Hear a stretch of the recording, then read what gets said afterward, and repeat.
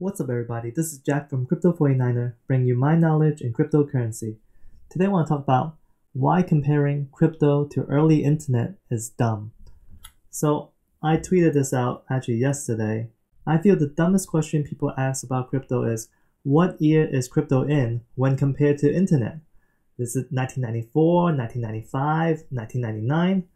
These crypto enthusiasts, many of whom lived through the 90s, forgot about how different the internet was. Think about it for a second. The internet back in the 1990s was an amazing time. It was connecting everyone that had a computer and a modem to everyone else. We started with BBS, the Bulletin Board Systems, where you dial in, left a message, and then disconnected. It was kind of pre-90s. But when AOL came on the scene, it let all kinds of people from all over the world connect over very, very niche topics. Fast forward to today. Which company or organizations provide that kind of on-ramp for people with cryptocurrency? There is none. N-O-N-E. Cryptocurrency has no real use for the general public within the United States. Outside of the United States, Bitcoin specifically is a store of value for countries where their currencies are fluctuating drastically, like Venezuela, like Turkey, and there are definitely remittance uses. It's way cheaper to move money than Western Union. Don't get me wrong, there are uses for crypto, specifically where organizations that create and uses the crypto in some sort of discount, like Binance Coin, or some sort of commodities trading platform like Power Ledger. But they're not all consolidated in one location, like how AOL did it with its walled garden or how Yahoo did it with its lists. The other major hurdle for cryptocurrency is it's competing with itself. Imagine Jeff Bezos or Larry Page and Sergey Brin creating multiple startups, not simultaneously, but one after another because they couldn't find the right traction. It could have happened, but since startups are not decentralized networks, they fall when the business is not successful. In crypto, that's not the case.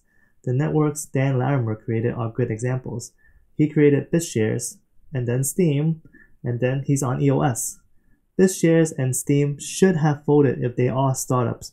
If not Steem, just because they are really the only social network that uses crypto, you can say the only really popular one. Then definitely, at least definitely BitShares. But BitShares is still around. The interface is still kind of crappy, but it still sort of works. And then we all cheer to the fact that it sort of works, right? But it's a horrible design at the end of the day, and they haven't improved on the interface forever. That's just an obvious example, but there are many hundreds of other blockchains that were created that are now abandoned. Some are recycled, like PacCoin, but many are just forks of other coins that have little to no new code. Most of these coins are just cash grabs, like Bitcoin Gold, Bitcoin Diamond, Litecoin Cash. Little to no additional development will take place on these coins because there just isn't enough developers out there to support them. So instead of having viable businesses, most crypto projects end up failing to deliver on time. If they are a ERC20 token and they convert from an ERC20 token to the mainnet, it won't happen on time. There are probably tons of projects out there that said, oh, we'll have mainnet by Q4 or Q3 of this year, and they haven't even hit that yet. Some of them were like, they were supposed to hit mainnet Q1 or Q2 of this year. They have not hit mainnet yet.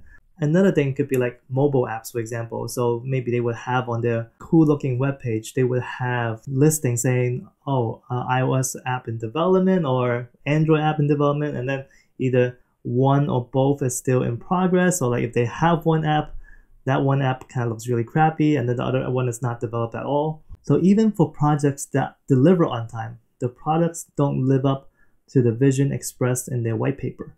So I can think of, obviously, again, EOS with their governance model, which is supposed to be great on paper. When you read the white paper, it's supposed to work great. But then when they actually ran the blockchain, it was just a governance mess. Eidoo with the combination of like a partly centralized, partly decentralized exchange, and then on their app. But it's just, they have been falling behind each and every time. And when they did build it out, it was just unimpressive. And Ethos is just another one where they said, oh, they have promises. I mean, I remember another YouTube marketer that was just marketing Ethos to a point where he was saying Ethos will make a cryptocurrency wallet that's just as safe as the Ledger Nano S, and in reality, that can't possibly happen because it's not a hardware wallet. When that product actually came out, it just disappointed people. So the bottom line is this.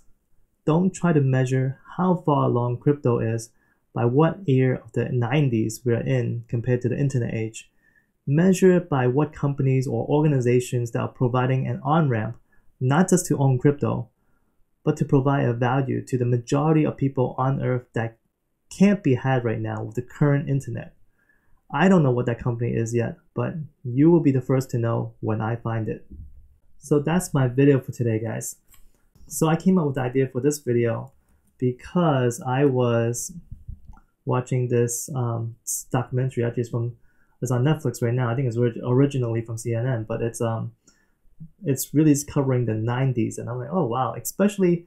And then when I got to this specific episode, the 90s, episode 6, the information age, covering all the stuff about Microsoft, Apple, and basically just the dawn of the internet. And you see how AOL used to be so dominant and everything. And it's like I lived through the 90s. I knew a lot about it, but I just felt that I kind of forgot about a lot of those things as well. And it was good to actually see it. So I definitely recommend watching this. If you guys have Netflix, just watch it. And it's just like you can truly see and understand what I'm talking about in terms of how much value the internet has brought to people and how little value crypto has brought to the overall society. One thing I do have to point out, this documentary is very, very US oriented.